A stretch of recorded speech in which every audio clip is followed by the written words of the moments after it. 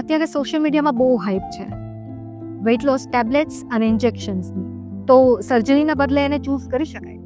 Yes, એ તમે બહુ સાચું પૂછો છો. અત્યારના ઘણું બધું હાઇપ છે સોશિયલ મીડિયા ઉપર, પણ આજે કોઈ પણ ડિઝીઝ છે એની ટ્રીટમેન્ટ એના સ્ટેજ પ્રમાણે થવી જોઈએ. જેમ કે ડાયાબિટીસ કોઈને છે 200-250 શુગર રહે છે તો કદાચ એને 1 કે 2 દવાથી ને સારું થઈ જશે.